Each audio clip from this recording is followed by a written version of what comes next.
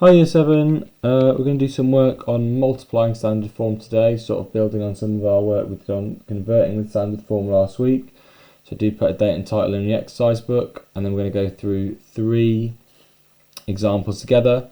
I'd suggest that first example needs to go in your notes book, so you've got an example in your notes book, and then the second and third examples you should have a go at in your exercise book. So this first one, we can see we've got 2 standard form numbers here. 9 times 10 to the power 5 times 6 times 10 to the power 10. We need to multiply obviously those 2 things together. Now obviously while we have got 2 standard form numbers being multiplied together, we know that a standard form number is one number being multiplied by another. So really we've just got 4 things being multiplied together, and I'm just going to look to multiply those 2 things together. So 9 times 10 to the power 5 times 6 times 10 to the power 10. Well, I know that 9 times 6 is 54. And if we think back to our index laws, 10 to the power 5 times 10 to the power 10, can you remember the rule? The 5 and the 10 is just going to add and become 10 to the power 15. So that's most of the work done. We've simplified that now to get 54 times 10 to the power 15. The only problem left with that one is it's not in standard form, because this number here isn't between 1 and 10. So instead of 54, it's going to have to become 5.4. But now I've made this number 10 times smaller, or I've divided that number by 10.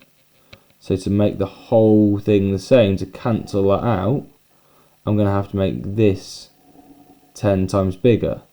So instead of 10 to the power 15, it's going to become 10 to the power 16. So 2 steps there. Multiply those normal numbers, multiply those powers of 10, which gave me that step, and then my last step was just to make sure, and you wouldn't have to do this on all of them, but make sure this number was between 1 and 10, so I divided it down. I had to make this number 1 power of 10 bigger, times it by 10 one more time to cancel that out. Okay, a couple more we're going to have a look at together. Have a go, pause the video and have a go at this one yourself, and then we'll come through it in a minute. That is a 10, it's not my neatest 10, sorry. Okay, so we've got 2 times 10 cubed times 2 times 10 to the power 10. Well, 2 times 2 is 4.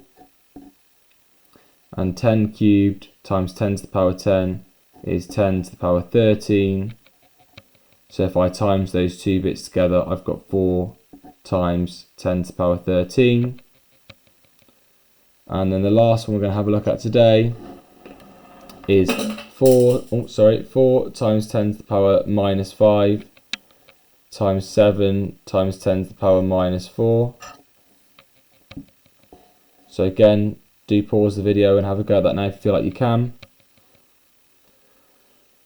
And we've got 4 times 7 is 28. 10 to the power minus 5 times 10 to the power minus 4. Well, again, those powers add. Minus 5 plus minus 4 is minus 9. So again, we're nearly there, but I need to make this number between 1 and 10.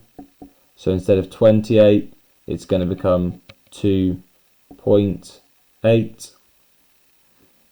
But again, I've made this bit now, I've divided it by 10, it's become 10 times smaller. So I'm going to have to make this bit 10 times bigger. So instead of 10 to the power minus 9, it's going to be 10 to the power minus 8 to cancel out. This one got 10 times smaller, so this one becomes 10 times bigger. Okay, you've got a few more questions now to practice on that. As ever, any questions or any problems, do drop me an email and let me know. But otherwise, hope you get on okay with that. And have a lovely day, and I'll speak to you tomorrow.